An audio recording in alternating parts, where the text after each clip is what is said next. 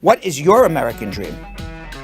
I was born in New York. My American dream is music, and DJing is the one thing that I love. My family's from Puerto Rico. I was born and raised in the Bronx. My American dream is to achieve success and prosperity through my hard work.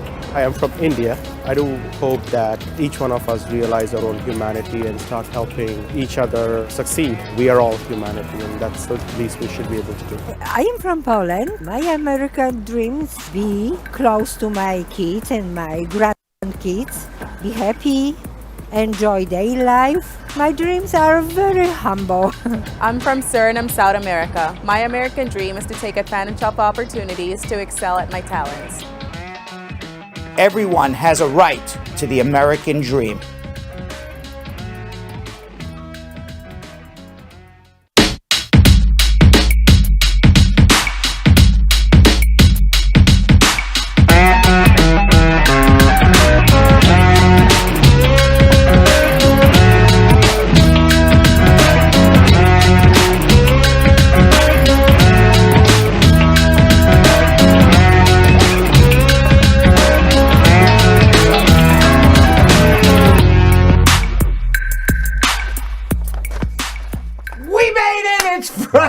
Friday. It's Monday. I don't even know what day it is. Did you say anymore. Friday? I was about to. I looked at you like, wait. Today ain't Friday. Today's Monday, President's Day. It is. But we made it. We are here, We y'all. made it. We are here. Yo-Yo making it by the skin of his teeth. Like that. Like, what does that even mean, the skin of your teeth? Is there skin on your teeth? I would hope not, because that sounds pretty nasty. Where did that even come from? I don't want any saying? type of layer on my teeth. But you've heard that saying before. I made it by the skin of my his teeth. But there's no skin on your teeth. Maybe because it's so thin, like that's so small of the time that you made it. That layer. I don't know. I don't know either. I have no idea, but it's President's Day. Welcome, everybody. Monday, February 21st, 2022. Let's say hello to the squad, Yo-Yo. Carol Anderson, the Tiger squad up. How are you? LaToya, his Forever Peterson. Sonia Williams, squad up. Elizabeth Francis. British Everblessed Davis. Has not been around for a while. Right. How are you? Dion Reed, how are you? Squad up, Boris Harris. Squad up, Elizabeth Francis. Squad up, Jessica Leamy. Bennett Candy. Squad up, Aston Mills. And Kamaya Lawrence with a big, big smile. How are you all? Like and Sonia Williams. Too close to call. The skin of your teeth. Yeah. Yes, but I don't. Yeah, we know what it means. Let me But Google this. but there is no skin. It doesn't make any sense. Right. When I said Yo-Yo made it just by the skin of his teeth, he came back from California. Yes. That's not a secret you were there. I just told everybody. Everybody knew. Okay, but I don't know. Okay, get it. Okay. So basically what I said. So I escaped with the skin of my teeth, Yes. presumably meaning he got away with nothing at all. Yes. Because there's no skin on your teeth. Is that what that means? Because there's no skin on your teeth? It still doesn't make sense. All right. Oh. Do a little more research while I go over to YouTube. Shan Smith saying, hey, Brian, squad family, how are you? Earth Angel, squad up. Brijal Patel saying, hello, what's up, squad? The Top Cat Tigress, double fisting Susie Q, how are you? Hills 6060. Good evening, Brad Squad. Dembasau and Kavar Harris saying squad up as well. Danny Boy 954. David Perselli. What it do, family, on a happy Monday? Ooh, I like that. All right, Yo-Yo, take it away. Absolutely. All right, family. So you already know what time it is. It is time for you guys all to start sharing, because we're going to start schmoozing with Brad. He's going to fill us in on the latest headlines, including the Biden administration's latest proposal regarding immigrants using public benefits and seeking legal status, and why issues like these are why we should remember on this President's Day the power of U.S. presidents hold over immigration. So now, and of course, you already know it is Fuzzy Monday, so please get ready for some feel-good animal stories, including meeting Britney Spears' newest addition to her family. Oh, wow. Oh, that's a pretty doggy. Yeah. And by the way, Britney's gonna, maybe we'll talk about it in tea tomorrow, but she's gonna be very a richer lady than even before. Really? Yeah. Why? I just saw across the. Ooh, I don't even know. Maybe we'll talk about tea tomorrow. Right. Okay. Yeah. Yeah, we'll talk about. She signed a book deal.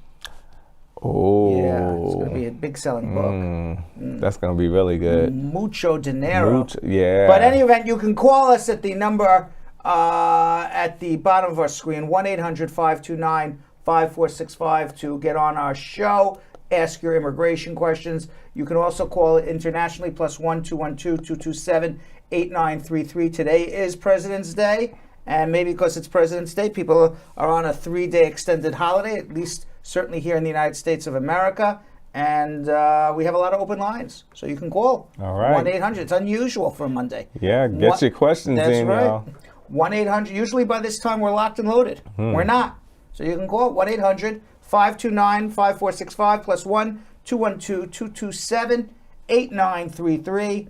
And February, Yo-Yo, is Black History Month. I don't think that's a surprise to anybody. It is not. And it is when achievements by Black Americans are celebrated. Also, not a surprise why we're celebrating Black History Month. So later, we're going to celebrate Black History Month as well, with a discussion about the origin of the holiday and a showcase of some of the exceptional guests who have appeared on Brad Show Live. That's awesome. All right, you ready to start schmoozing? Let's do it. Let's do it.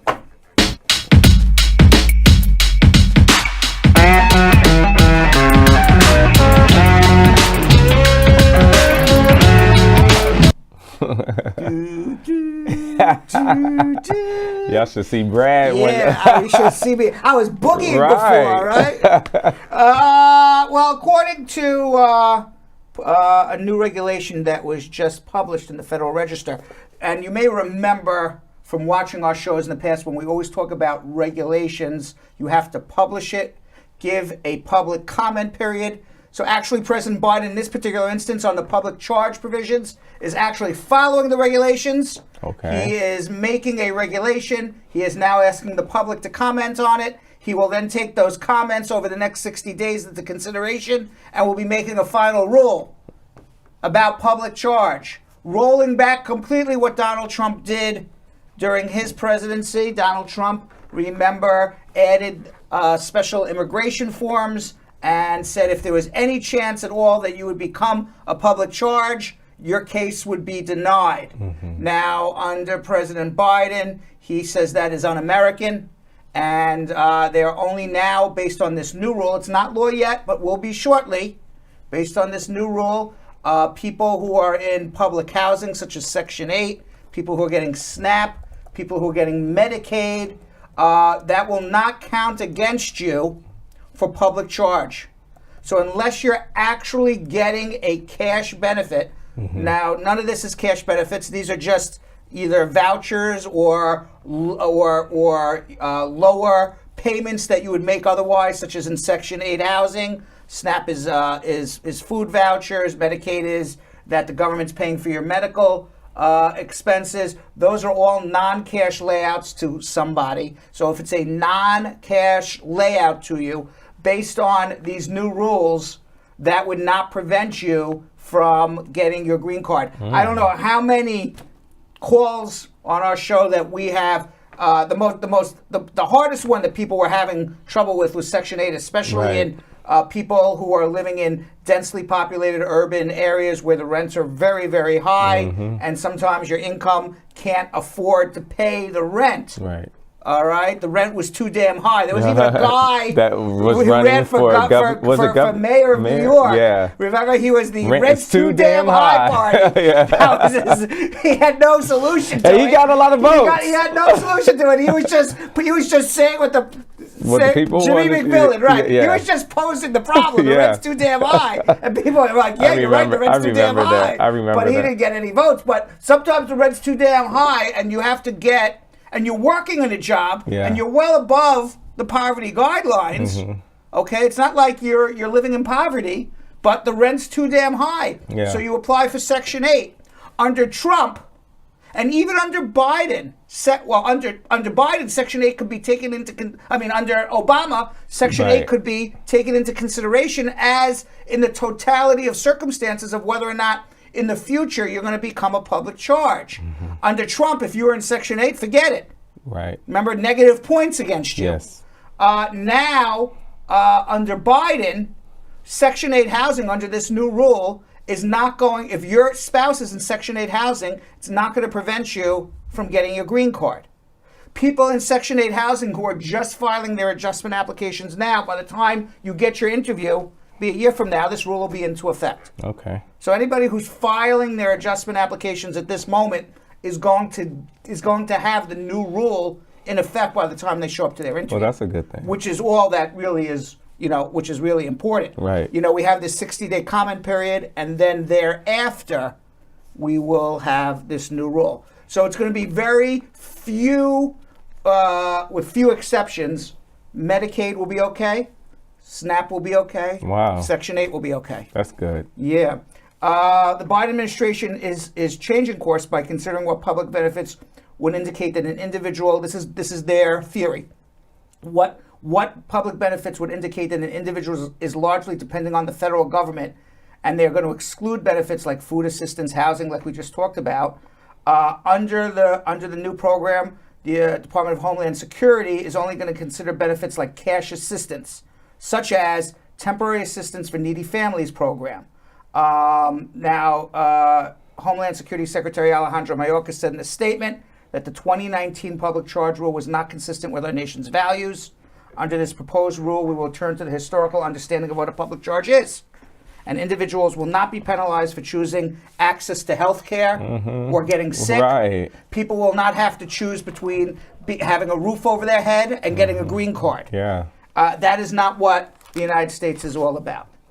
So that's good news. That's great news. I think that's fantastic. Because I remember that we do get questions about that all the time. Like, is this going to be a problem because I'm on Section 8 or I have SNAP? It's like you're just trying to feed your family and live at the same time. And by the way, I see that. Is it me or are we off on Facebook? It's just waiting for a live signal. That could be a problem. All right, well. Oh, actually, I see us. Well, let's see. Should I wait for a second to see if we come back on Facebook? I just refreshed it. Nope, I'm not on. No? That's trifling, Yo-Yo. Yeah. You see us on Facebook? I don't think so. Oh. Come on, Facebook. Facebook. It's President's Day. Maybe that's why. Damn. All right, well, we're on YouTube. Let's continue. Yes. Yeah, it says show's Facebook gotta is keep messed going. up. Facebook is messed up. All right, Facebook is officially messed up. YouTube, we're going to continue with. Congressional Democrats are calling on Biden to review the disparate and often inhumane treatment of black migrants. Yes, in a recent letter, more than 100 congressional Democrats have urged President Biden to review the disparate treatment of black migrants, specifically Haitians. I was about to say. Specifically Haitians at the border, but it could be almost anybody who's dark-skinned. Right. It's time to undo this letter signed by 100 congressional Democrats. I'm quoting, "It's time to undo the United States' draconian immigration policies, particularly policies introduced under the Trump administration, such as the use of Title 42 that circumvent our humanitarian obligations." Title 42, Yo-Yo, that was the law that allows the President of the United States to exclude huge groups of people if there is a possibility that they came from an area that could cause a public health emergency in the United States. And what Donald Trump said was anybody who is in the country of Mexico can cause a public health problem in the United States because potentially they could have COVID. And as a result of that, anybody who was in Mexico who applied for asylum got turned around immediately at the border. Wow. Now, under the Title 42 rules, it was only supposed to be Mexicans, Guatemalans, El Salvadorans, but they included everybody, including Haitians. And you may remember those pictures of people who were trying to apply for asylum, and they had the horses with the whips, and those were mostly Haitians who were trying to cross the border. They were all basically fell under Title 42. You come from an area that has COVID. We're not even going to accept your asylum application. And by the way, there was one exception to the rule, to this law. But how would anybody know what this one exception is? If you yell at the moment, when you got to, I mean, literally, it would have to be contemporaneously with the U.S. government removing you because you came from a country with COVID. So we're not going to allow you to apply for asylum. You would have to contemporaneously yell, I will be tortured if I return to my country, which is different than asylum, that I fear persecution. You could say I'm applying for asylum, and that's what most people think to say. Right. Turned around. You have to use the words, I will be tortured. Wow. And who knows to say that? Right. So, I mean, tens and tens and tens, maybe hundreds of thousands of people were denied basic asylum interviews because of Title 42. We're back on Facebook, by the way. What? We're back on Facebook. We're back on Facebook? Yes. Yes. Oh, hello, Facebook. How are you? And they're very happy. I'm happy too. We're back. All right. Some people were like, I didn't want to stay on YouTube. Like, you know, they have their own squad. That's right. It's like East Coast, West Coast, right. You know? Yeah, that's exactly what. You know, I feel like one day if we ever got the squad together, do you think like we would like have a big party and like the Facebook people would be on one side of the room, absolutely, the YouTube people would be on the other, absolutely, and then around talking like this, and then around midnight there'll be a rumble. Yeah, Tupac and Biggie all over again. A rumble. What were we talking about? We were talking about Title 42. Yes. So the letter also underscored recent frustrations with the Biden administration over Title 42's public health order, which was invoked by the Trump administration at the onset, which is what we talked about. It deprives legitimate asylum seekers the opportunity to pursue their claims. Further into the letter, the Democrats argue that Title 42 has no basis in public health. Do you think it prevented having these people who are escaping for their lives saying you can't come in? That prevented people from getting COVID in the United States of America? No. No. Absolutely not. Okay. No. There was a super spreader event. Right. Okay, all over the place. I think that would be worse. Okay. Like the festivals and all that. At festivals, at the bike rallies in South Dakota or North Dakota, whatever that was. I don't think a poor person trying to escape persecution was making a super spreader event in the United States of America. So the letter says that the Title 42 order had no basis in public health, and the CDC is allowing itself to be used to justify mass expulsions of asylum seekers in violation of U.S. and international refugee law to harm's way. Excuse me 1 second. Mm-hmm. Okay, my daughter seems to forget that I have a live show. Excuse me, live show, Gabby. Leave me alone. Stop. Okay. Oh my God. She's still crazy. Calling? No, she's stopping now. But she should watch my show. I say I stopped my show to tell you to stop. Yeah. Right? Send her this clip. Yeah, I'm Gabby, going to. What's up? Well, yeah, what's up, Gabby? Stop it. Go back to the library and study. She's in college. I know. All right. And happy President's Day. Yeah. For many Americans, President's Day is a holiday and a time of many retail sales. But it's not, and having a 3-day vacation. But I think President Biden is up to his neck in stress. Yikes! On this President's Day, with he's not relaxing with a looming Russian invasion of Ukraine, potentially setting off a world war. Yeah, literally. That's so scary. A new Supreme Court justice to appoint, and inflation taxing everybody. But you know, President's Day is also a time to think about the awesome power of the U.S. president over immigration. President Trump, as we talked about, exercises immigration powers in a very bad way. Right. And President Biden is obviously moving in a different direction. And although there were no immigration laws at the time, we're celebrating George Washington's birthday, Abraham Lincoln's birthday. The first U.S. President, George Washington, reportedly spoke very fondly of the new nation providing asylum for people in the world in a 1788 letter to Francis Adrian Vanderkemp, a persecuted Dutch preacher.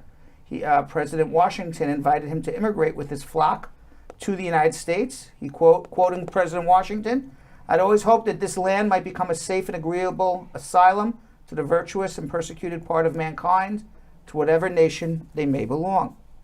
And of course, President Abraham Lincoln was very open to immigration, consistently opposing the Know Nothing Party. Do you know there was a Know Nothing Party? No. Yes, there was a party it was called the Know Nothing Party in the United States in the mid 1800s. Okay. Similar to the Republican Party now, except the Republicans call themselves Republicans, not okay. the Know Nothings. Right. But I would say the Republicans are also Know Nothings.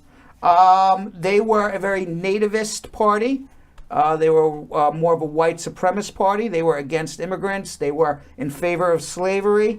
And President Abraham Lincoln obviously opposed the Know Nothing Party and enthusiastically enlisted hundreds of thousands of immigrants into the Union Army to fight the Civil War. The American Know Nothing Party was actually an anti-immigrant party. And Abraham Lincoln, in a writing in 1855, he wrote, "I am not a know-nothing. As a nation, we begin by declaring that all men are created equal. We now practically read it, all men are created equal except Negroes. When the know-nothings get control, it will read, all men are created equal except Negroes and foreigners and Catholics." And so basically it's a slippery slope, by the way. Right. And when it comes to this, I should prefer immigrating to some country where they make no pretense of loving liberty, like Russia, for instance, where despotism can be taken pure and without any hypocrisy. So Abraham Lincoln saying, you know what, I'd rather live in Russia, where at least they don't make any pretense of discriminating against people, Right. versus here where we say, you know, life, liberty, and pursuit of happiness for all, except if you're a Negro. You're a Negro, or a foreigner, or a Catholic. Right. You probably put Jewish in there too, Right, but yeah, he didn't write it, but probably that too, in the mid-1800s. And of course, we potentially, the scariest thing that's going on in the world right now is what's happening in the Ukraine. You know, it potentially can be World War III. President Putin is blaming the United States of America today for causing all of these problems, because the United States of America has assisted financially and militarily Ukraine to become a democratic country. They had a free democratic election, and Russia doesn't like that, Right. because Ukraine is right next to Russia. It's not Russia, though. And It's like- I'm sorry. President Putin says Ukraine is Russia. In a meeting with the Russian Security Council, President Putin signed decrees recognizing two controversial separatist-held regions of Ukraine as being part of Russia. In response, the White House said in a statement that President Biden would sign an executive order that would prohibit new investment, trade, and financing by the United States. White House Press Secretary Jen Psaki wrote in a statement, to be clear, these measures are separate and would be in addition to SWIFT sanctions. So far, these sanctions that President Biden, it's just like a backwards slap on the butt. Right. You know, he's got to get a little tougher, I think. We'll see what happens. President Putin went on television in Russia tonight and had a very strongly worded speech that Ukraine is part of Russia. Yeah. So he disagrees with you, Jonathan. Okay. And President Biden said he would meet with Putin, but only if they could actually come to an agreement. And right now they can't come to any agreement whatsoever. Putin, as of when we were coming live on to the show, Russia started to invade Ukraine, but only into the separatist regions.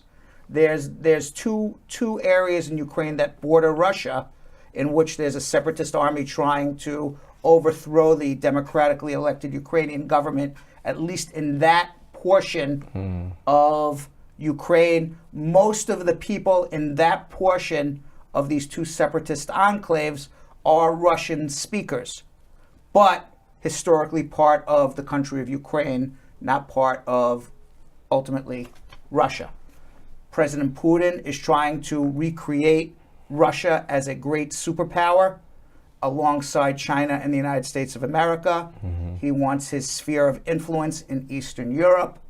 He is almost 70 years old, so he wants to, at least in his mind, wants to go down in history as having made Russia a great power again. That's what it sounds like. It's Yes. like trying to leave a legacy. Just Correct.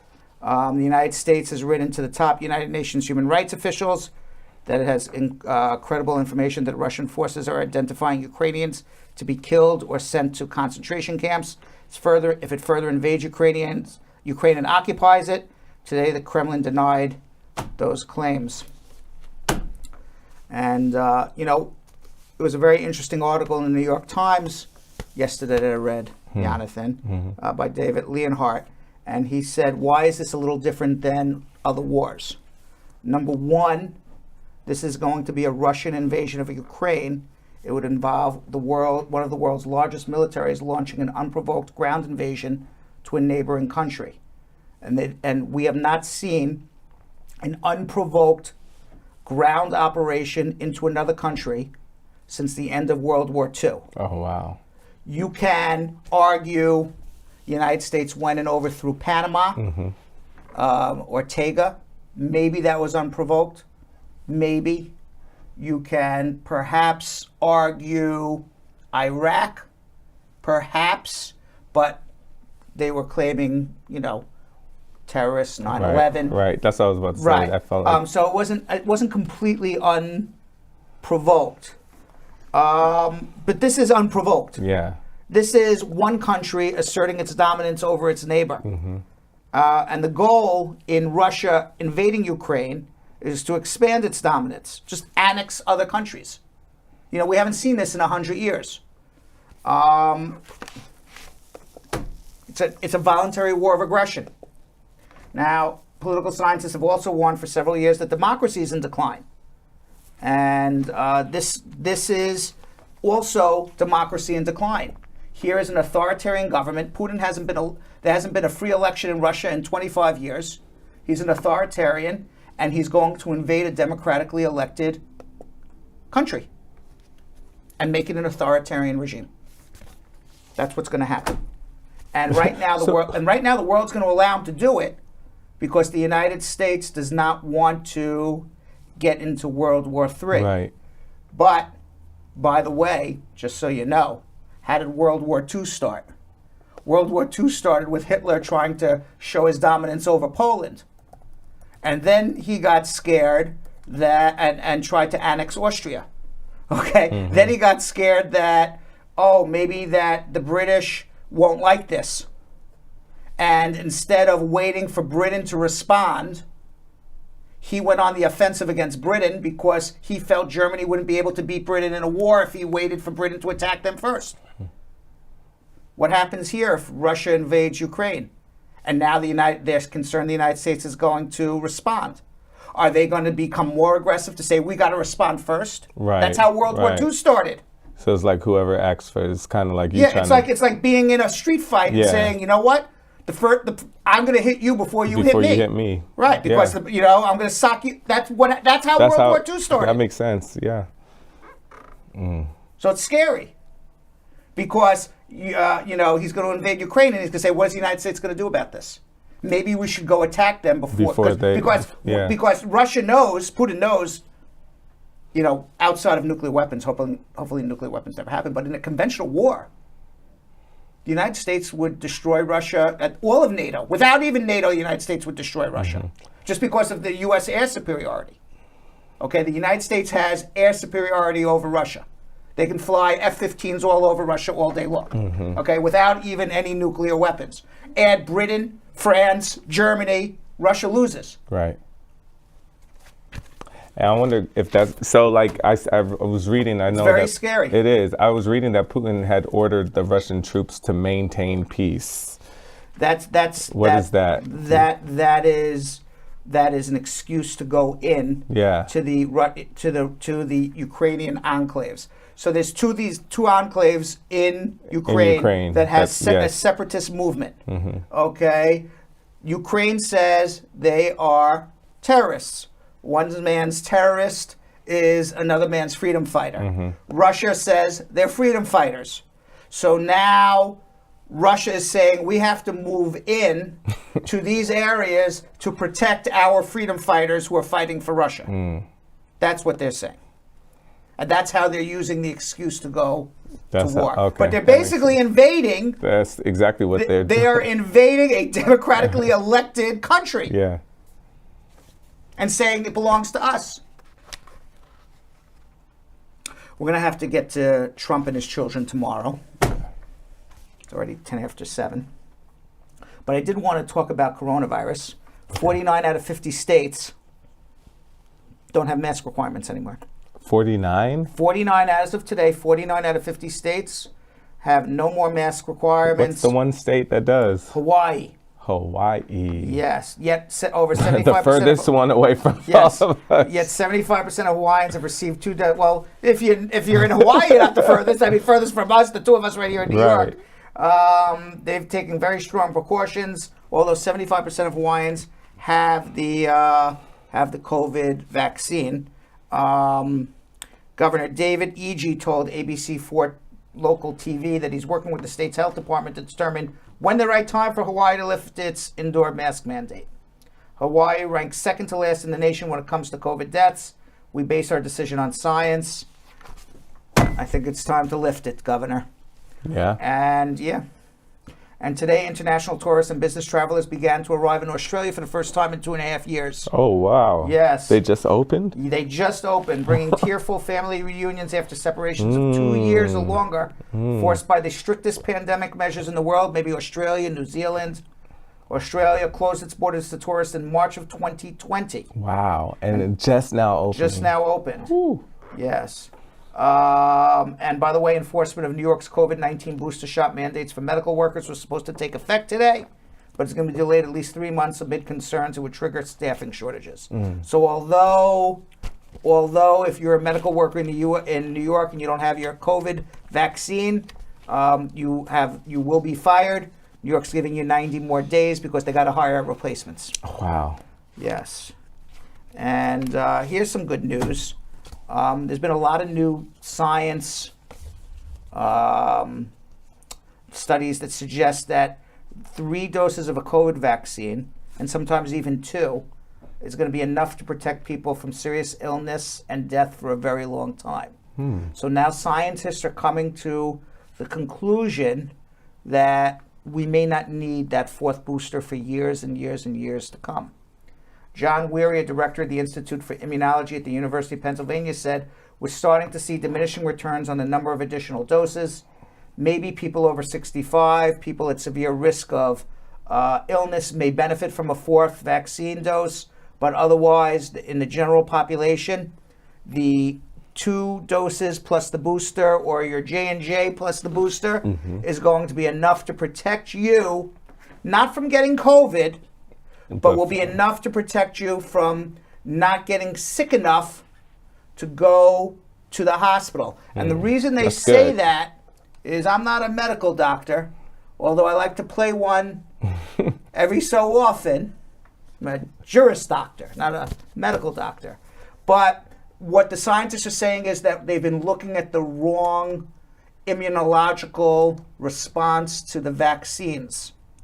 And originally they were looking at the antibody response. You know, you talk about how many antibodies do you have, and the antibodies are things that fight off the vaccine, fight off the coronavirus.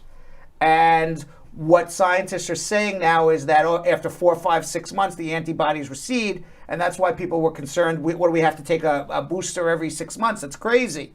And what they said is what we didn't look at is apparently there's some other cells that work even stronger than antibodies, T cells and something else, I forgot what it was called. But these T cells and V cells, T cells and, B as in boy, T cells and B cells. The dual punch. Right. They work in your body for years and years and years, protecting you against any COVID variant that may come. Okay. So they are confident now, although it may change in the future, you never know. But at the moment, they are very confident that the general population is going to be 2 shots and a booster and done. That's good. Yes. Let's get to some Fuzzy Monday. Let's do it. Let's do it.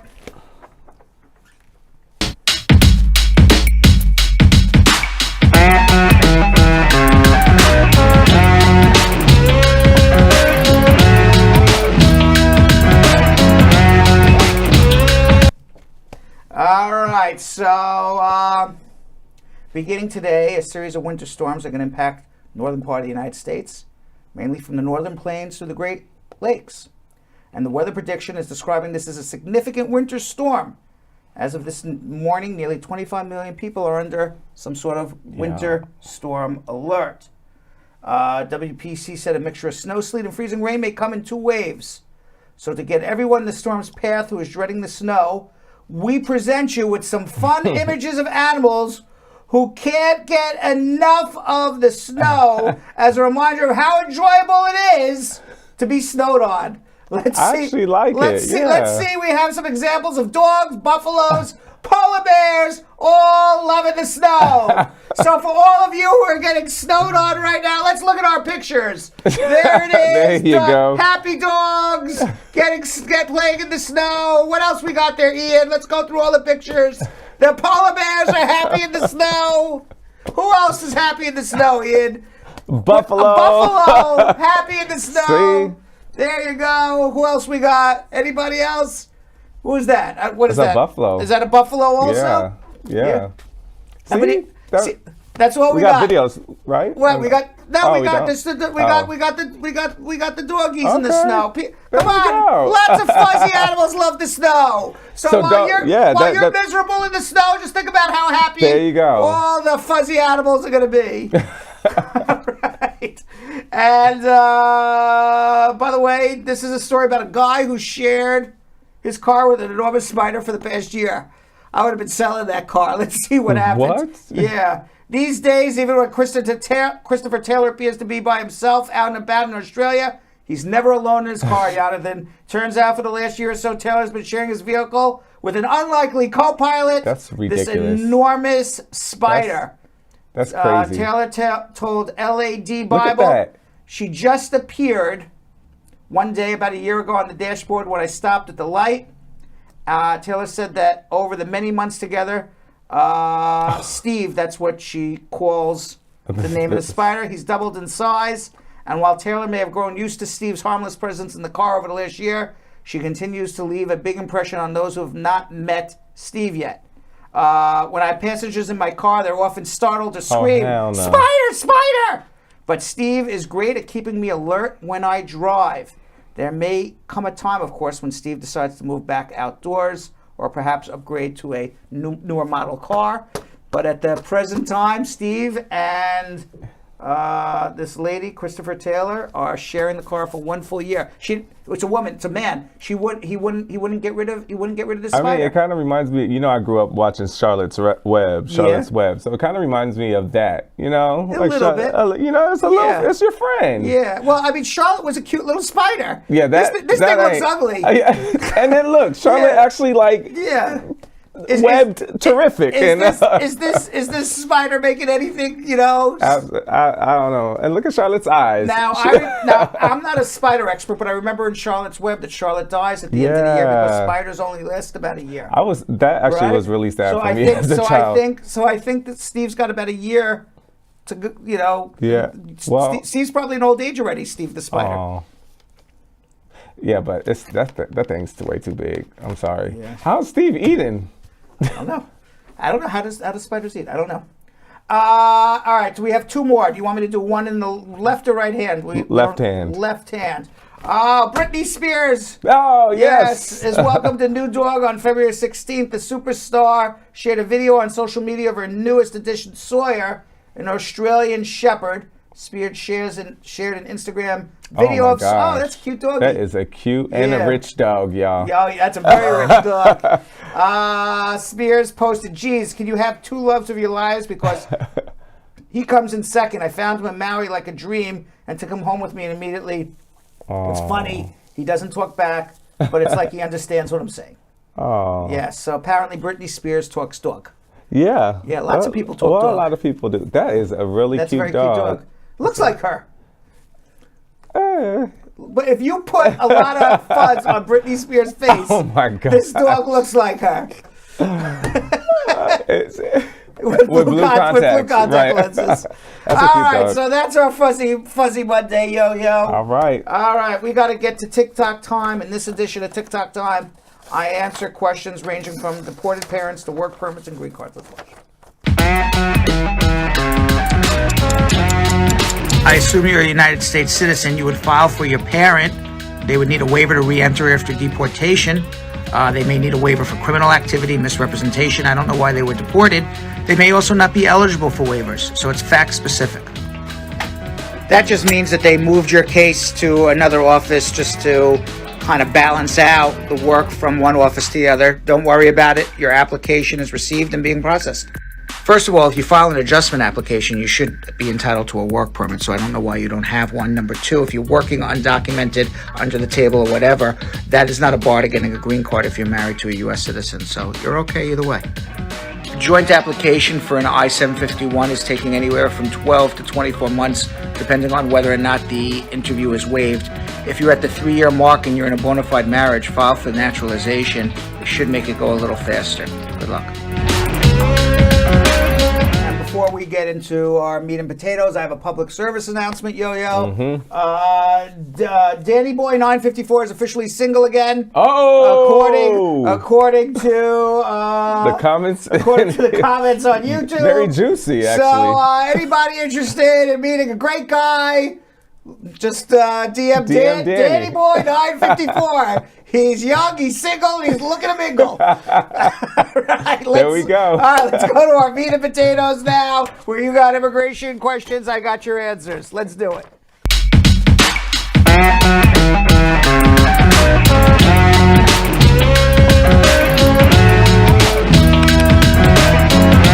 All right, Joe in the Bronx, how are you? Hello? Hi, how are you? Hi, my name is Josiane Jump. I am from Jamaica. Uh-huh. And I've been here since October of last year. Right. But my current dilemma is that I have a leg fracture, and it was just about 2 weeks ago where the pain really intensified. So I ended up going to the emergency room at the hospital. However, I did get emergency Medicare on spot. Everything takes a little time. And the time is basically running out, and my next appointment is actually next month with an orthopedic surgeon. And I was explaining to them that I don't really want to destroy my visa. However, I would like my appointment because I've been back and forth trying to get through with the doctor. So you can file for an extension on your tourist visa for 6 months? Yeah, but like being here already and the time is almost up. As long as you file you have to file an I-539 application, and it has to be received by immigration before your time is up. But my time is up basically like very early next month, so I didn't want to take that chance. So you have 10 days to get a form into immigration. You have time. I do have time. Yes. But quick question though, what I had originally wanted to do, and I explained to them, they were saying to me that I could go home, and then coming back up within like a couple of days before my appointment, I would just show them my documents to say I've been here, because I'm coming back this early because of medical. You can do that, but they're going to question you a lot at the airport. I'd rather see you file an extension. So file an extension would be sufficient enough for me to be here. Correct. Okay. Thank you so much for your advice. If you need help. Let's go to Fiona in Rochelle Park, New Jersey. Fiona. Hi, Brad. How are you doing today? Good. Okay. Quick question, right? I've been here for a week now because of an family emergency, right? Along with my 2 kids. My dad actually lives in New York, right? Mm-hmm. Question, if I want him, would he be able to go ahead and file? He's a U.S. citizen. Would he be able to go ahead and file for me and my 2 kids? I'm like 35 years old. The answer is, of course, he can file for you as a U.S. citizen. But the case is going to take 6-7 years because you're an adult son or daughter of a U.S. citizen. So your tourist visa, I assume you're on a tourist visa, is only good for 6 months. So you're going to be undocumented here for 6.5 years waiting for a green card. Or you can stay for a few months and go home and obviously travel back and forth and wait for those 6 to 7 years. But him filing for you is not going to make you legal here in the short term. Okay. All righty. Thank you. You're welcome. Mm-hmm. Let's go to Sasha in Kingston, Jamaica. Hi, Sasha. Hey, Brad, what's up? Good. Quick question. My brother, he got locked up 10 years ago. However, he's now out on parole. While he was incarcerated, though, his green card expired. Can he go ahead and file for a renewal card? Why was he incarcerated? I don't remember, to be You honest. said he was in removal? He got locked up about 10 years ago. I don't remember exactly what was it. Did he get put in deportation? No. All right, I would not file anything until we know what he was arrested for and if he's a deportable alien. And if he is a deportable alien, does he have relief from deportation? He can be deported. Why can't he be deported? I said he can. Okay, so if he can be deported, I wouldn't be doing anything till you speak to an immigration lawyer. So we need a lawyer. Yes. Thank you so much. That's a no-brainer. Hold on. Rochelle in Denver. Rochelle. Rochelle in Denver. Maybe it's Rochelle. I don't hear Rochelle. You hear Rochelle? Nope. All right. Rochelle's going on hold. Benny in Lexington. Benny. Yeah. Hey, Uncle Brad. How are you? I'm good. Yeah, I have a quick question for you regarding my friend. Okay, so he got married to a U.S. green card holder. Now he's wanting to apply for the green card. So, he don't got the legal entry now. How did he come to the U.S.? He came to the Mexico border. Okay, so his wife's gonna file for him. Okay. He's gonna file an I-130 visa petition. It's gonna get approved. Okay. Then he's gonna go to the National Visa Center. He'll process to get an immigrant visa back home. Before he leaves, he's going to file something called a provisional waiver. The waiver waives his unlawful presence in the United States. As long as he doesn't have a criminal record, he can prove it's a real marriage, has a good affidavit support. He goes home for about 2 weeks with his provisional waiver. He only leaves once he gets his provisional waiver, and he would return with his green card. Okay, so after he applied the waiver, and if a waiver is approved, is there any possibility to come back to the U.S., yes. Or they're going to stop? Yes. If the reason why you get stopped when you leave the United States to go get a green card back in your home country, I'm going to go through all the reasons why. Okay? You lived in the United States unlawfully for more than a year. That's what the provisional waiver waives. You have a criminal record. Assume he doesn't have a criminal record or he wouldn't go. You've lied to the government. Running across the border without inspection is not lying to the government. That's just running across the border. So that's not a reason to deny you, at least under the law presently. You have a communicable disease. I assume he doesn't have a communicable disease. And doesn't have a good affidavit of support. You wouldn't leave with a bad one. Can't prove it's a real marriage. You wouldn't go home on a provisional waiver on a business marriage. You would only go on a real marriage. That's everything they interview you on. Good marriage, you pass your medical exam, good affidavit of support. Have you ever lied to the government? You have your waiver, no criminal record. People go and come back and forth 2-3 weeks, you're back. Okay. So as long as you have a clean case, you're coming back. Okay. And how long the whole process will take about 3 years. By the time you get the I-130 approved, you get through the National Visa Center, you do your waiver, go home and come back. Okay, I have one Even more if your question, spouse please. becomes a citizen, you still have to do this because you have no legal entry. Okay, I have one more question. Sure. See, my wife got a expired Indian passport, right? And she got a green card. Now she want to be a citizen. Now she want to apply for the citizenship. Right. Can she apply for it? Absolutely. Oh, so she don't need a valid. She doesn't need a valid Indian passport to become a U.S. citizen. She just needs to show she's been a permanent resident for 5 years. All right. Thank you, Uncle Barry. Okay, thank you. Good luck. Let's go to Pearl in the Bronx. Hi, Pearl. Hi, Brad. Hi, Brad. How are you? I'm good. How are you? Good. Okay. Yeah. So my question is, my husband has his 10 years green card, and I'm wondering if he could go ahead and file for me, or I will have to wait for him to obtain his citizenship. How did you come to the U.S.? I came through H1. H1B? Yes. And where are you from? From Ghana. Okay. And your husband, how long has he had his green card? Since 2011. Okay. Is there any reason why he won't become a citizen? Okay, so he had he went to court for it, and now he got finally approved last month for it. For what? So he's working on it. For what? Because he was in the process of getting it. He went for his second interview, and then they tried to put him on the process. What was that?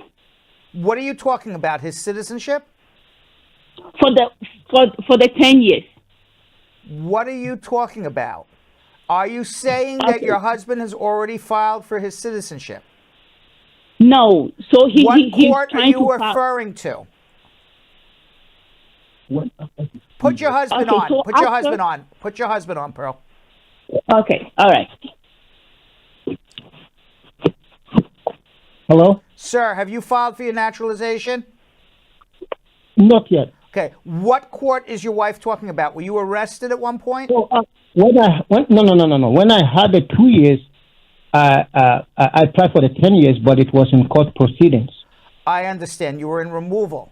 So you It now... was in but removal. you were in Now I got removal the- for 10 years? Yes, since 2011. Okay. So you got your green card through marriage to a first wife. This is your second wife. Perfect. Okay. Now you divorced your first wife and then were able to Long prove time it was a ago. real marriage, right? Yes. Yes. Okay. So when did you get out of removal proceedings? This month on the 1st. Okay. So what you should do now is Mhm. immediately today, tomorrow, Yes. file for your naturalization. It's only taking about 6 months, 7 months. Okay. File for your Okay. citizenship right now. You are a 10-year green card holder. 6, 7 months, you're going to become a citizen, and you're already married to Pearl. There's no sense in filing an I-130 if we know you're going to be a citizen in a half a year from now. And once you're a citizen, then she'll put in for her adjustment of status. Perfect. All right? Thank you. You're very welcome. Good luck. Let's go to Mona in Prince George, Maryland.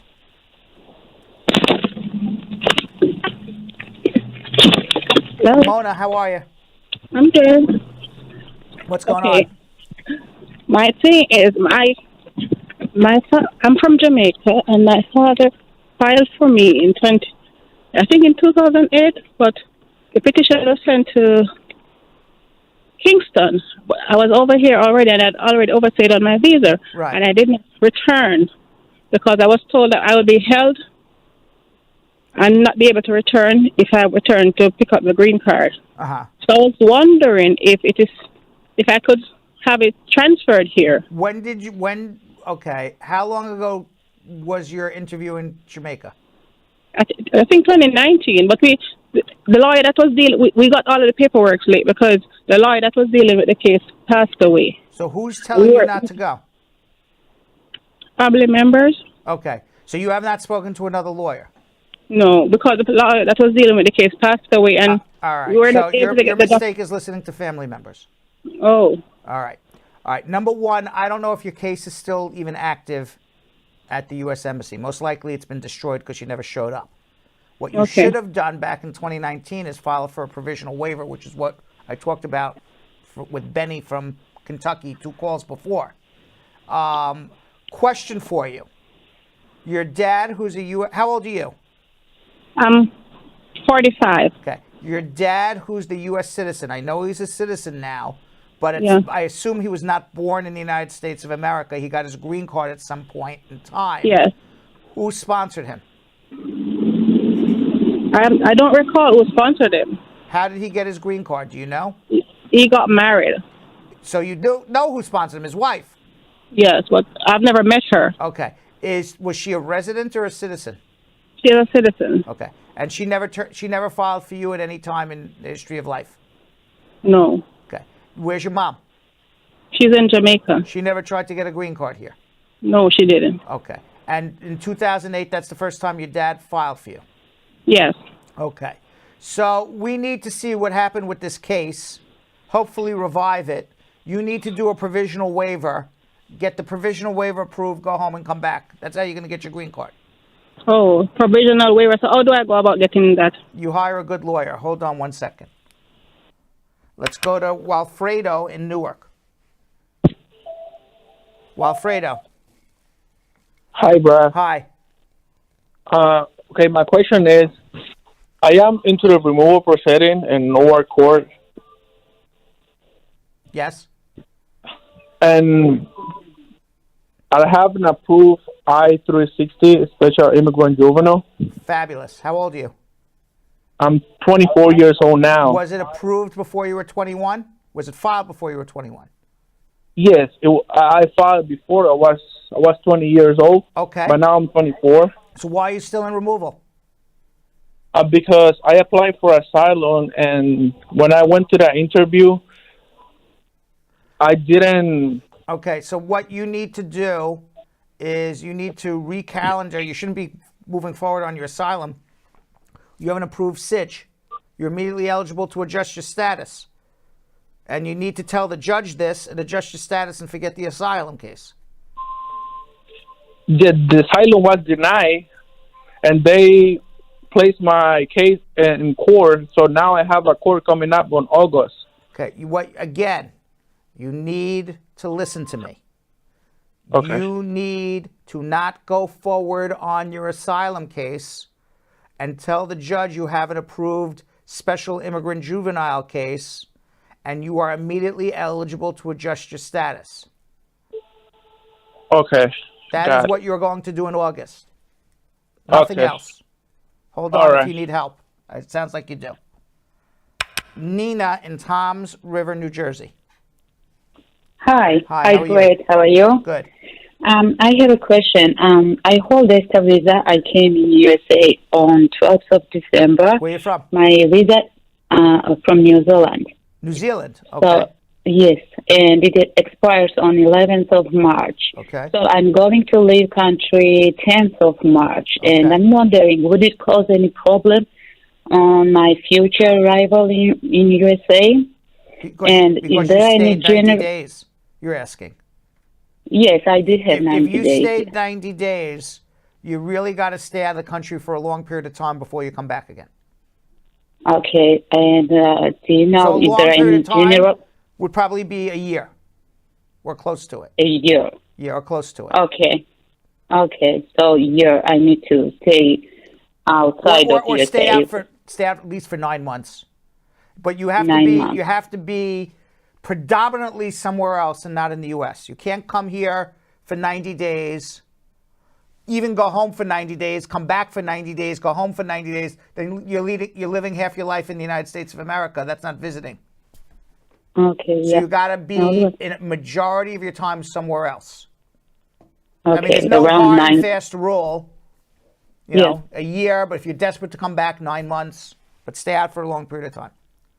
Okay, all right. Thank you so much. All right. Thank you very much. You're welcome. Bye. Let's go to Maxwell in Washington. Hi, Maxwell. Maxwell in Washington, how are you? Brad. Hi, how are you? I'm fine, are you? Good, what's going on? Yeah, I have a few questions for you. What? My brother is in Nigeria and he wants to come here. He said, I'm me to ask how he can come here. What is your question? Your brother's in Nigeria. He wants to come here. What is your question? My question is, how can he come here? Your question is what? I'm sorry? I don't understand what you said. Say that one more time. I said it's nothing, that he's in Nigeria. You got to speak up, sir. I'll give you one more chance. I can't hear you very well. I don't hear you very well. That's even worse because I don't know what you're asking me. You said your brother's in Nigeria. He would like to come here. Yeah, what is your, I can hear you now. question? My question is, how can he come here? How can he come here? I don't have the slightest idea. How he can apply for a visitor's visa, student visa. I don't know anything about the man. Student visa. I don't know anything about the man. There's 100 visas. You're asking for a consultation. Hold on. Okay, there's no, how do you solve somebody? I have a brother in Nigeria. I want him to come here. Brad, tell me in 30 seconds. Can't do that. I'm sorry. Dupe in Arlington, Texas. Hi, Hi, Brad. how are you? Pretty good. Nice to be online here. What's going on? Yeah, my question is, my VAWA case was denied last year, October. So I applied for 290B in November. So early this month, in February, my case was reopened. Oh, good. So right now, I'm worried. They have not approved it yet. So I'm worried right now. I don't know. I don't What know. should my I don't know why it was expectations? denied. I don't know why it was opened. I don't have a. I can't reduce. Yeah, it was denied. They said I can't reduce my- your anxiety because I don't know what you did. Tell me what happened. It was VAWA. VAWA case I was know denied. it's a VAWA case. All I know is Right. you got it denied and now it's reopened and you're worried. And so you want me to tell you everything will be okay. I don't know anything about the case. Why was it denied? And why Yeah, it was denied reopened? based on my divorce from Nigeria. They said customary So they cause. said that your divorce in Nigeria was not valid, and therefore Yeah, you were they not in said a the bona customary. fide. I didn't and therefore mention you that were not the legally- dowry. Well, let me finish. They said that your divorce from Nigeria was not valid, and therefore you were not legally married to the husband who was abusing you, and you appealed that, and you won. So hopefully you'll get an interview. Have you filed your adjustment application? Yes. Okay, so hopefully you'll get an interview in another 6-9 months from the time it's reopened. Oh, okay. So I should hold on for that, right? Hold on to it. Yep. Hold on for that. Correct. All right. Thank All you. right, you're welcome. All right. John in Hartford. John. Yes, can you hear me? I do. How are you? I'm doing pretty good. How you doing? Good. What's going on? All right, so I have a brother in Jamaica, and his my mom filed for him. She's a U.S. citizen, been here over 20 years. He got in trouble. He went to jail in Jamaica for carnal knowledge. What's the chances of him getting a waiver and coming here? Carnal knowledge? What he had? Yeah, I he guess had, he had that's, sexual I relations guess- with a minor? Yeah, but he said it wasn't. The girl was pregnant, but he said it wasn't. It's come to find out it was somebody else. He claimed to say they set him up. I don't know, but Whether he the was fact set is up that or he went to jail not, for 4 whether he years. was set up or not, he's an aggravated felon by having by being convicted Exactly. of sexual relationship with a minor. So he's barred from coming. Okay, so there's no chance. No chance. Okay. All right. Even if you got a pardon in Jamaica? A pardon is, yes, if you got a pardon, maybe different, correct. Okay. He would have to get a pardon, or a vacator. Vacated. Okay. All right. Thank you very much. Appreciate it. Let's go to O'Neill in Miami. Yes, Brad. Good night. Good night. How are you? I'm good. You? What's going on? I'm calling about my case. My wife, she filed for me, and NVC replied back to us. They said our case is approved and is now at NVC, but in America on a H-2B program, that is 9 months. Who filed for you? My wife, Your wife's a citizen or a resident? citizen. How long have you been here in the U.S.? Around 2 weeks. Okay. 90 days after you came here to the U.S., file an adjustment application with the approved I-130 that your wife should have in her possession.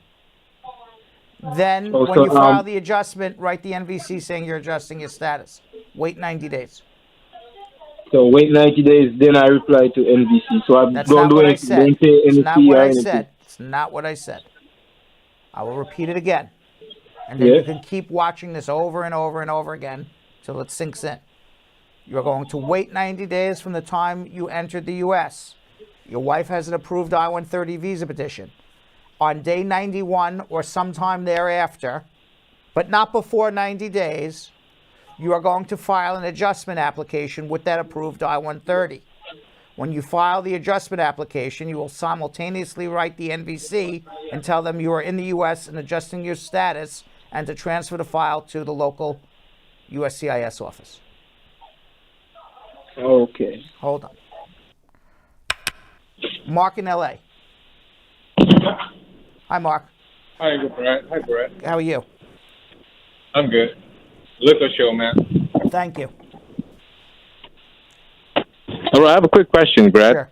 Okay, I came in 2014 with M1 visa, and then I finished my course, and then I bought a business in the U.S. I switched to E2 status. Okay, so unfortunately during the pandemic, my business closed, and then I'm holding out of status. But right now, I have found a job that the employer requests me to file tax. I have a valid SS number, so I was wondering, will it cause a problem in the future if I want to apply for a green card?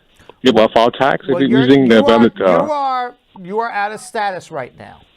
Whether you work and pay taxes, or you don't work, and either way, you are no more or no less undocumented at this point.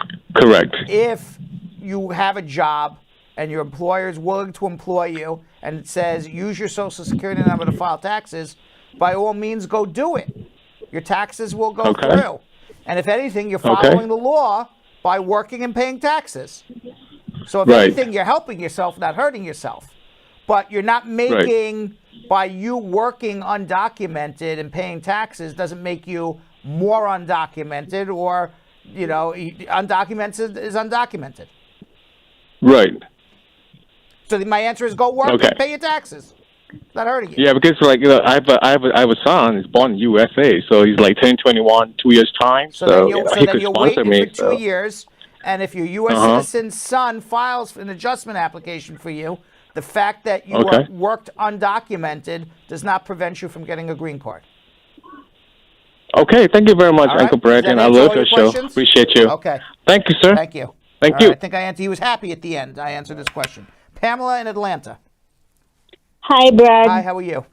I am great, thank you. And you? Good. What's going on? I have 2 questions. My mom filed for my sister in Jamaica. Right.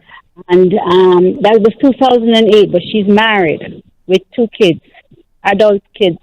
Now, the priority date is supposed to be in September. September. Right. No, sorry. I'm looking what the priority date is right now. September. I'm looking what the priority date is right now. Tell me. Go ahead with your your story. The priority. By the way, the priority date is right now November 22nd, 2008. November. Okay. So my thing is, we have not heard anything from the National Visa Center. Right. Because the embassy in Jamaica is backed up for years. So is there anything that we could do, or you can request an expedite if you have a valid humanitarian reason, which is some sort of death, sickness, health-related emergency. Your sister's out on the street and homeless. Perhaps there's something of humanitarian concern that would necessitate the U.S. government to have her jump the line ahead of everybody else. But the reason in Jamaica is they don't have people to interview. They're backed up for years. It's a combination of 3 things. Okay, it's like the perfect storm. You had the pumpkin, Donald Trump, fire everybody, so he decimated the entire State Department and USCIS. They started getting backed up. Then COVID happened, and they had closures. There was more backup. And then after people started working back and they started reopening, we had the great, what's it called? The great resignation, where everybody in the United States and everyone in the world just quit their jobs, including people working for the U.S. government. U.S. government wasn't immune to the great resignation. So people started quitting their jobs, including people working at the State Department, people working at the U.S. Embassy in Jamaica. Every time somebody quits their job, they got to go interview and bring somebody new in. And then that person needs to be trained. And then the person training them is now not working in their job, which is to process the papers. So it's just a huge, huge backlog of cases because it was one thing after the other. That's what happened. We can't say when. I have no idea. I'll ask the Magic 8 Ball. Magic 8 Ball, because Lisa Bling Rose asked me to pull out the Magic 8 Ball. Magic 8 Ball. Pamela wants to know in Atlanta when her sister, who she filed in 2008, will get a visa appointment. Will she get a visa appointment within the next 12 months, Magic 8 Ball? Will she do it? Magic 8 Ball is always right, by the way. Let's see. My reply is no. Probably right. They're probably backed up 3-4 years. So you need. Magic 8 Ball is always right. You need to find a way to expedite. At least try. Okay. All right. The other question though is so therefore my two the two nephews that are 30 and 27 now, they may or may not be on, depending on Child Status Protection Act. Did you pay filing fees for them at the National Visa Center? Fees were paid. Then they're on.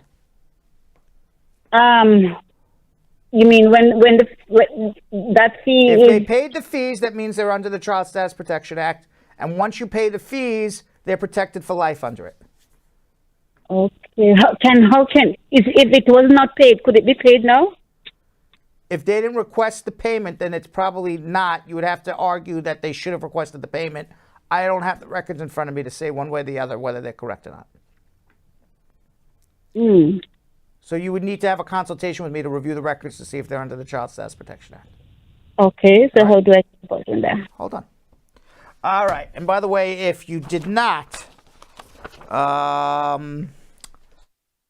immigration questions asked and answered, you could always follow me on Instagram at Real Brad Bernstein. You follow me on Instagram at Real Brad Bernstein. You can drop me a DM. I will try to answer your questions as best as I can. Sometimes it takes a day or two for me to get back to you, but I do get back to you. If it's a straightforward question, I will answer it. If it's more than a straightforward question, I'm going to tell you to have a consultation. But drop me a DM. You're actually talking to me personally at Real Brad Bernstein on Instagram. You can also follow us at Brad Show Live. You can't handle 2 hours of our show, but you can handle 30 seconds of the best content from Brad Show Live. From our previous shows, follow us on Instagram at Brad Show Live. And you can also follow our fastest growing social media platform, TikTok. I owe people answers on TikTok. I have not been on it in a few days. I was just telling Yo-Yo that before the show started. But leave your questions on TikTok in the comments or in the question and answers. And there's thousands of them. But you may be lucky enough for me to see your question and then leave you a personalized video answering it for the entire world to see. Yep, and you guys can follow me at Jonathan Elias TV on Instagram. And now later in the show, we'll take a look at some of our past Black History Months that we have celebrated together in years past. And now in this VIP outtake, we revisit Brad's discussion with Jason Rochester and Cecilia Gonzalez, who are fighting to get Cecilia back to the U.S. after she self-deported to Mexico in January of 2018 out of fear of Donald Trump's immigration policy. On this President's Day, we hope President Biden's White House will allow Cecilia home to the U.S.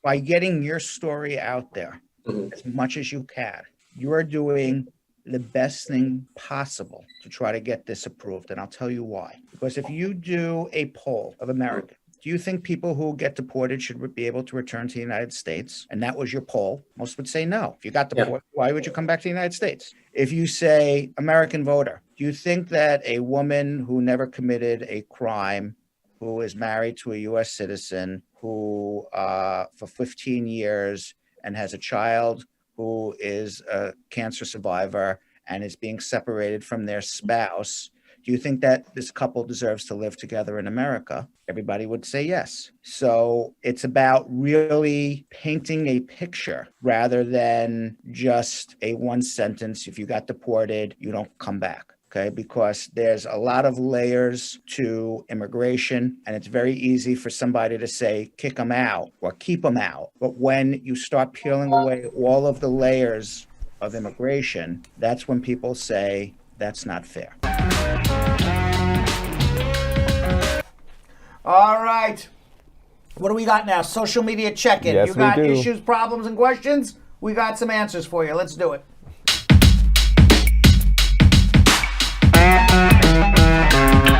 All right. First one, Portico. I thought the first one's going to be Danny Boy 954. Brad, can you find me a what? Well, we'll work on that one. All right. What do we got? All right, Portico on YouTube. Can I apply for asylum after 12 years, and how can I make the asylum case with USCIS go faster? You can file for asylum after 12 years if you have changed country conditions, that when you first came to the United States, you were not fearful of returning, but something has happened since then that has now made you concerned about returning to your home country.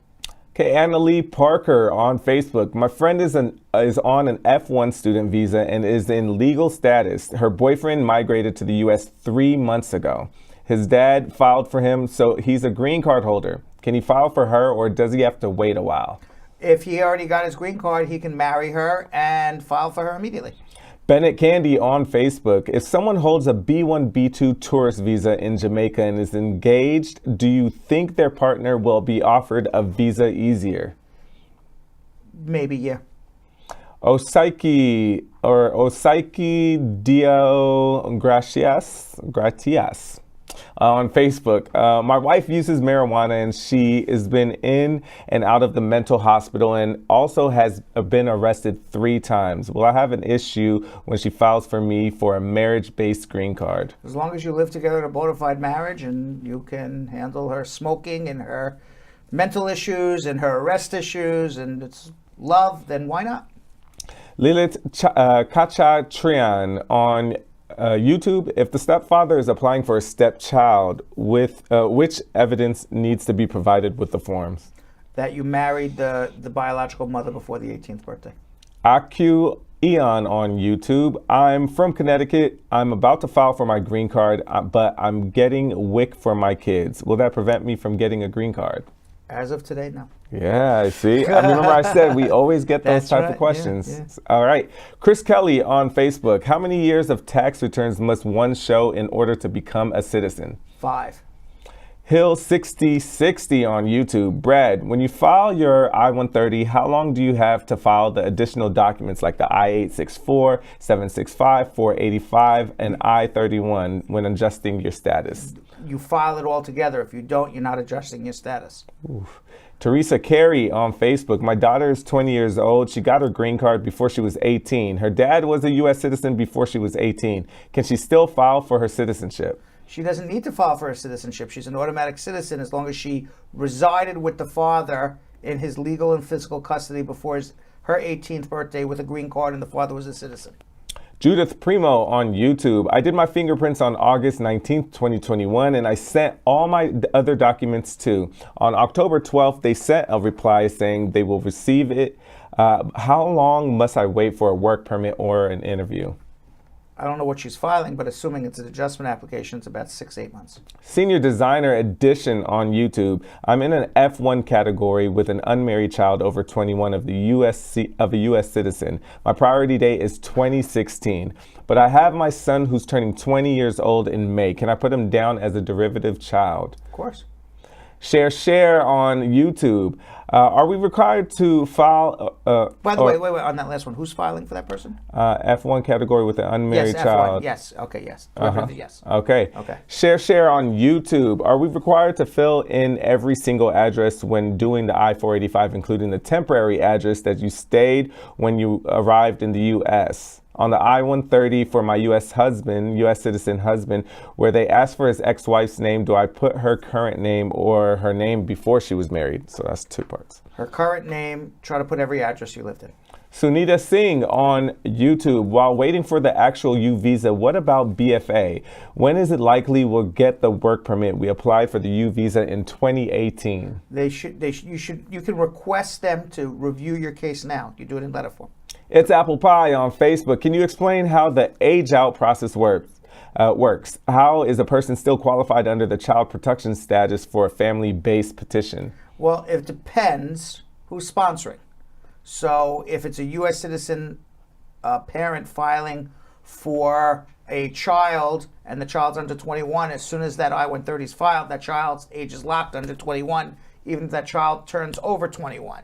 If it's a situation where they're derivative beneficiary on an application, say, for example, an F1 petition filed by a U.S. citizen parent for an unmarried son or daughter, and you're talking about the children of the unmarried son or daughter, which would be the grandchildren of the petitioner, at that point you look at the I-130 visa petition, how long did it take to get approved, you add that amount of time to the child's 21st birthday. So let's say, for example, you filed an I-130, it took 3 years to get approved, you add that 3 years to the child's 21st birthday, the child now ages out not at 21 but at 24, and as long as either the adjustment application is filed before 24 or your fee bills are paid at the National Visa Center before that 24th birthday, then that child is protected under Child Status Protection Act.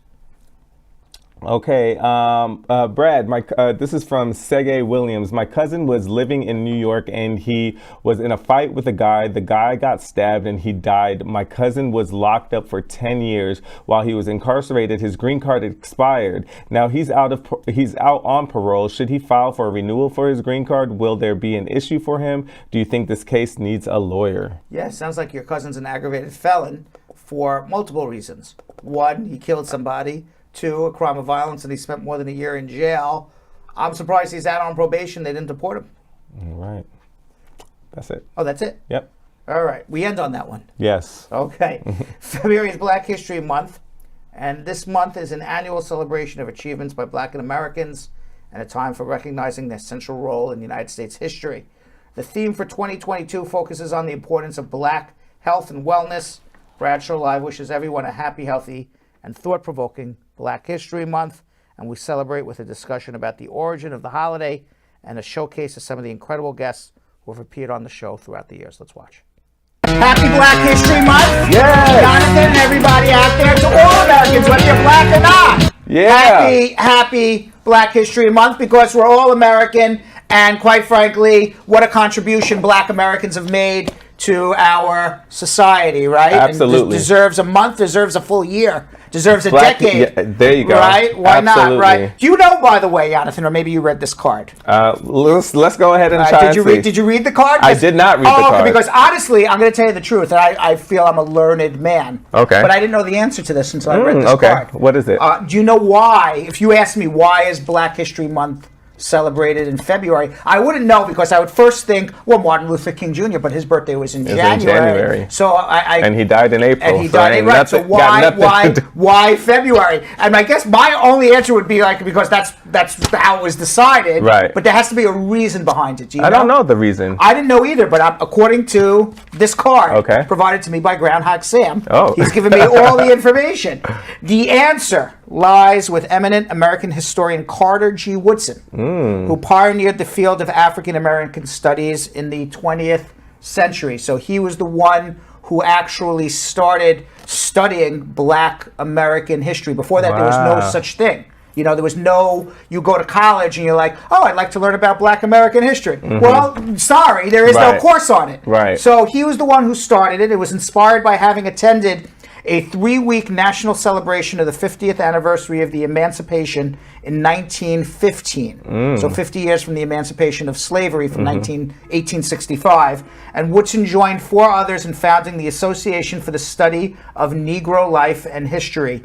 And the association was created to encourage scholars to engage in the intensive study of the Black past, a subject that has long been sorely neglected by academia in the United States up to that point. Right. So in 1916, Woodson began editing the association's principal scholarly publication, the Journal of Negro History. 2 years later, in 1924, spurred on by Woodson, his college fraternity. I don't know if this is your fraternity. Which one is it? Omega Psi Phi. Damn. Is that yours? No, mine is Kappa Alpha Psi. Is that the competition? We're founded the same year, 1911. Right.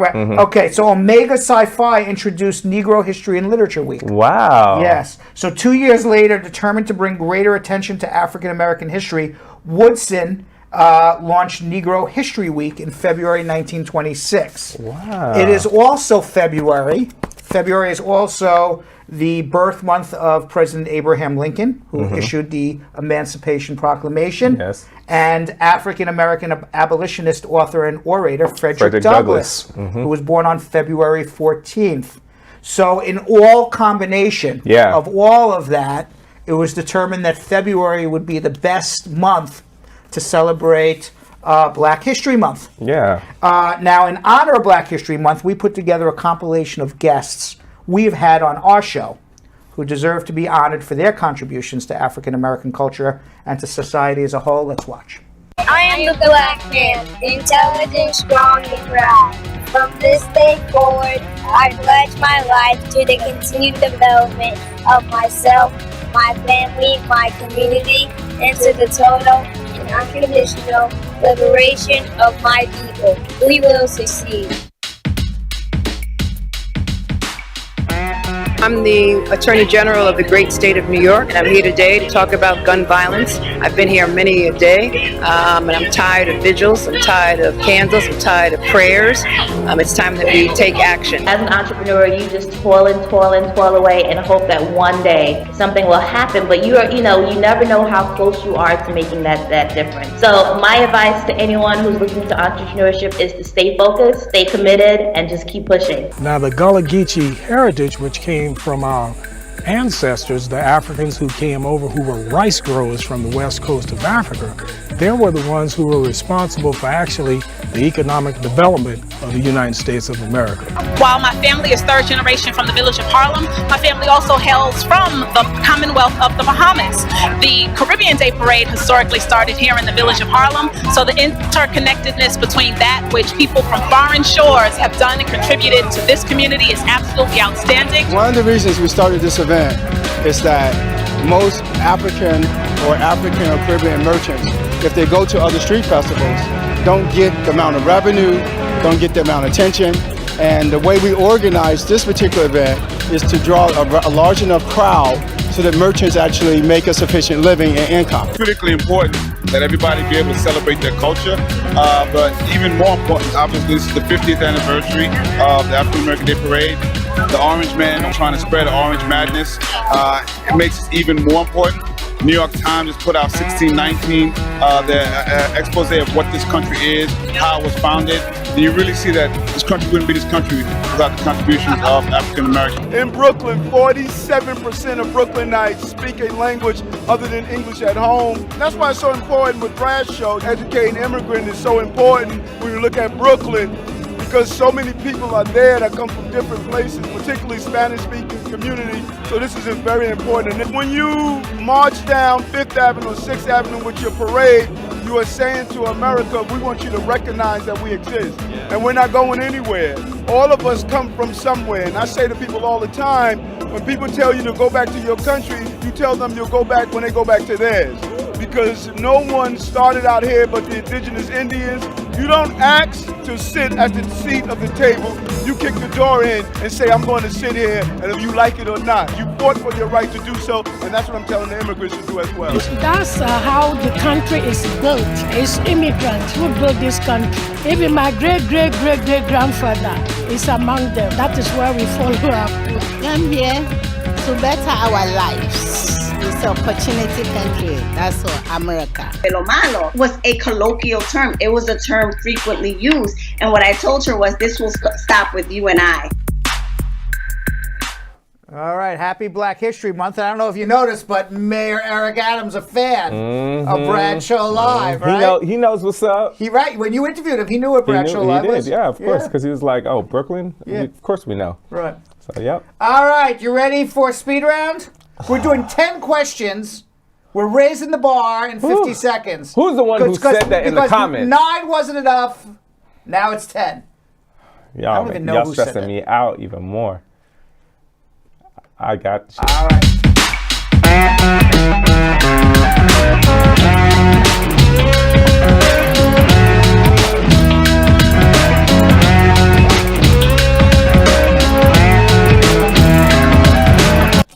All right. All right, ready?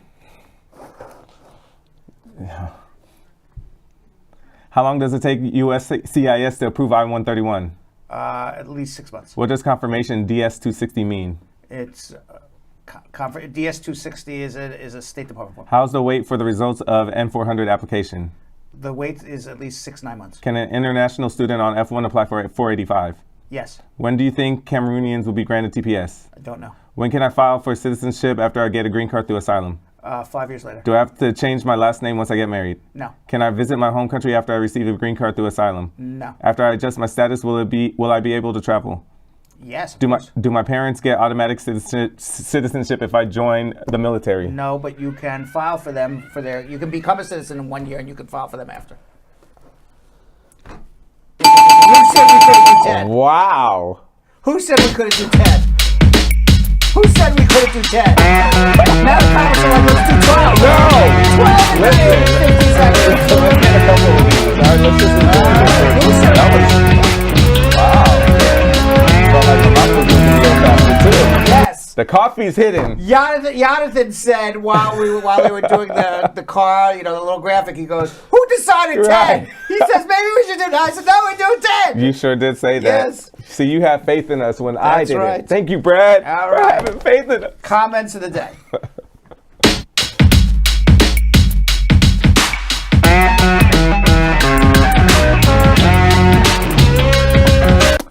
All right. First comment of the day. JLV Dwayne Albright saying, shout out to the best immigration attorney. If you want help, just be direct and tell the truth. That's a big one. Correct. Tell the truth. And be direct. And be direct. Yes. Stop beating around the bush. Yeah. We like that. Yes. All right. Second comment of the day.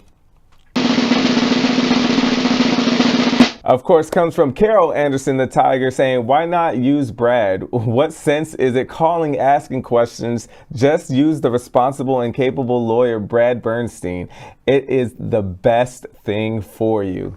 It just makes sense. I'm sorry, the Tiger knows what she's talking about. The Tiger knows what she's talking about. The Tiger knows what's up. She knows what's up. That's right. Obviously, the callers know what's up, too, because they call in and asking you. The Tiger knows what's up. All right. All right, and our last... You know what I say about Carol Anderson, the Tiger? She's great! I know, the Frosted Flakes. All right, and our last comment of the day. Lisa Bling Rose saying, I'm great watching the best immigration show everyone is talking about. That's this right. This is true. Thank you, Lisa. Thank you very much. Tomorrow's tea time. Yes, it is. My favorite day. I don't know what we'll be talking about, but we'll find out tomorrow. Stay tuned. We'll see you tomorrow. Thanks for watching. So, Sam, as part of the production, we have to say this disclaimer at the end of the show. Do you mind reading it for me? Okay, but Brad, I have to do everything around here. Forget it. I'll do it. The proceeding was information only and not specific legal advice. Consult an attorney about your individual situation. Prior successful results do not guarantee a similar outcome in the future. To make an appointment with the Spar and Bernstein Law Firm, located at 225 Broadway in New York City, call 1-800-529-5465. That's 1-800-529-5465. Easy to remember, 1-800-LAWLINK. That's 1-800-LAWLINK. Once again, make a call to 1-800-529-5465. And of course, link up with the law offices of Spar and Bernstein, located at 225 Broadway on the 5th floor. If I were you out there, make the call, make the link, make the connection, make it Spar and Bernstein. 1-800-LAWLINK. That's 1-800-529-5465. And now, conveniently located in Hartford, Connecticut on 1 Congress Street. Visit us in Connecticut or in New York at 225 Broadway. That's 1-800-529-5465. 1-800-LAWLINK. 1-800-529-5465.